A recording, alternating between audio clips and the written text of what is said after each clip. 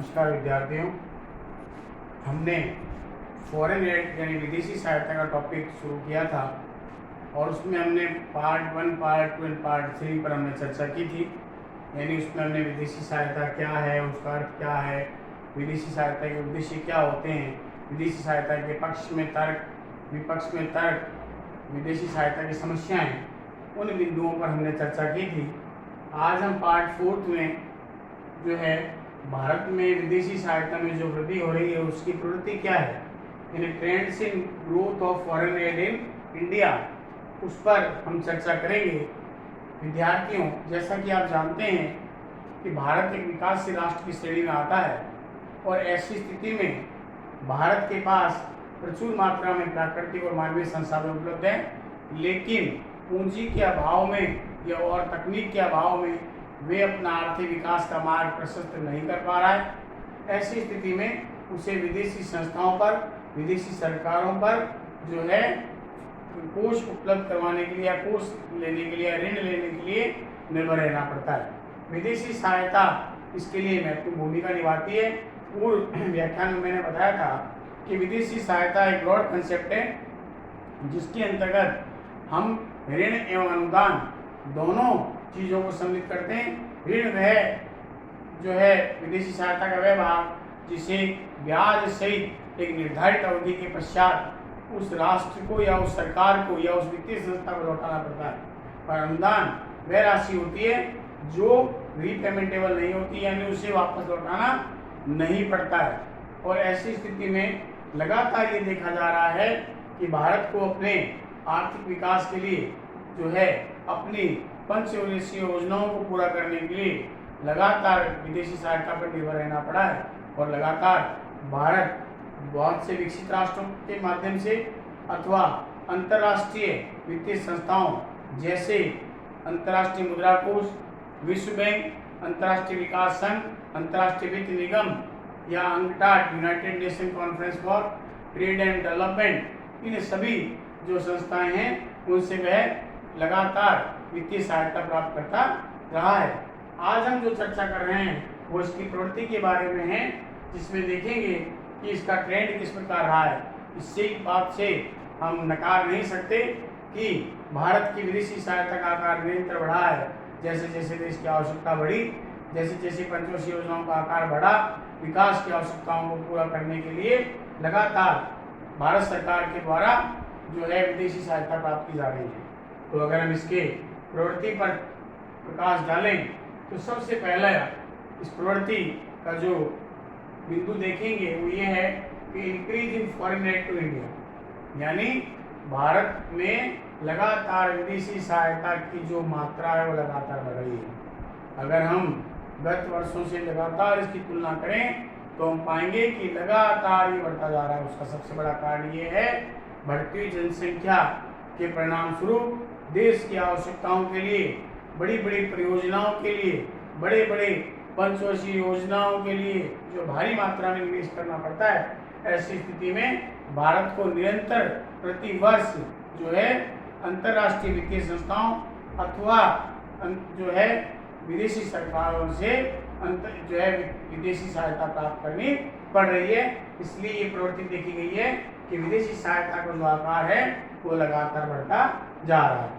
Number 2 आता है change in structure of foreign aid, जी कि ढांचे में परिवर्तन आया है। ढांचे का तात्पर्य क्या होता है, मैंने आपको बताया था कि इसके अंदर दो चीज आती है, दो प्रवृत्ति आती है, एक अनुदान होता है, ऋण होता है। ढांचा इस प्रकार से बदला है कि यहाँ पर विकसित राष्ट्रों का जो रुख है वो लगातार कठोर होता जा रहा है विकासशील राष्ट्रों के प्रति, इसलिए उनके द्वारा दिया जाने वाला अनुदान का भाग कम हो रहा है, जबकि ऋण का भाग लगातार बढ़ता जा रहा है। क्यों?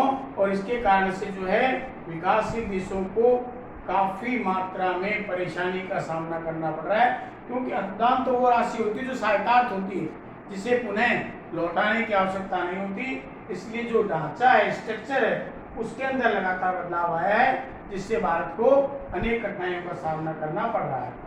उसके बाद इंक्रीज फॉरेन डेब्ट फ्रॉम फॉरेन एड। मैंने अभी आपको बताया था कि विदेशी सहायता में दो चीज शामिल होती है, विदेशी ऋण एवं विदेशी अनुदान यानी सब्सिडी।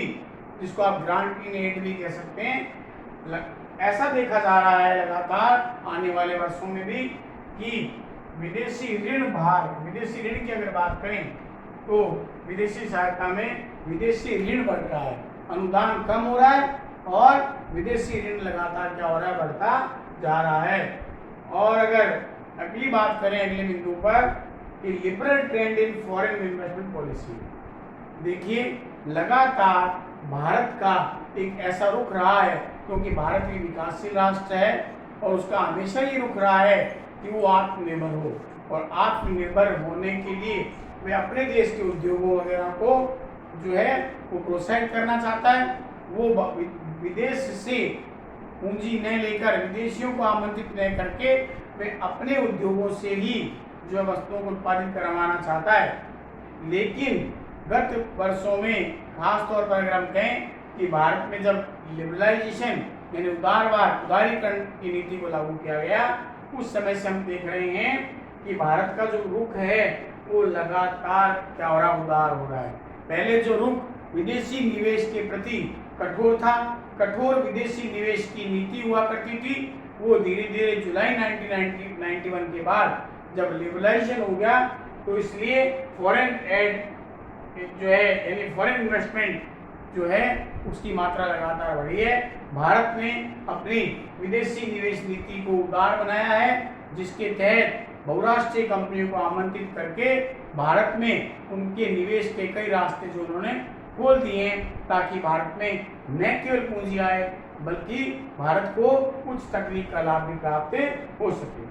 उसके बाद अगला जो आता हुआ है स्ट्रॉन्ग कंडीशन ट्रेंड इन फॉरेन एड, लगातार देखने में ऐसा आ रहा है और ये बड़ी ही खतरनाक स्थिति है कि विकसित राष्ट्र जो है वो लगातार कठोर शर्तों की प्रवृत्ति को अपना रहे हैं। पहले जो ऋण दिया जाता था या अनुदान दिया जाता था उसके बारे में कोई इंक्वायरी नहीं थी कि जो पैसा दे दिया गया वो किसी भी क्षेत्र के लिए निवेश करे। लेकिन अब देखने में आया है कि जो भी ऋण दिया जाएगा वो कंडीशनल है, पहली शर्त कठोर है। नंबर 2 इंटरेस्ट रेट ज़्यादा है। नंबर 3 अनुदान सब्सिडी तो कम हो रही है और लोन का भाग, ऋण भाग यानी सब्सिडी का भाग लगातार वो कम कर रहे हैं। और ऐसी स्थिति में ये देखने में आया है कि अगर वो ऋण पर्पज वाइज या प्रोजेक्ट वाइज अगर लिया गया है तो ऐसी स्थिति में जो है वो जो है उसी पर्पज के लिए उसको जो है वो क्या किया जाएगा, खर्च किया जाएगा, अदरवाइज से वापस लौटाना पड़ता है। उसके बाद अगला आता है इंक्रीज डेट बर्डन जो है and burden of the repayment. ये लगातार भारत में प्रवृत्ति बढ़ती जा रही है कि हमारा ऋण भार बढ़ रहा है। मैंने पिछले जो है व्याख्यान में भी आपको बताया था कि भारत को केवल ऋण का ब्याज चुकाने के लिए और ऋण लेना पड़ रहा है, और ये बहुत ही कठोर और एक खतरनाक प्रवृत्ति का संकेत है। इसलिए प्रत्येक भारतीय पर किसी न किसी रूप में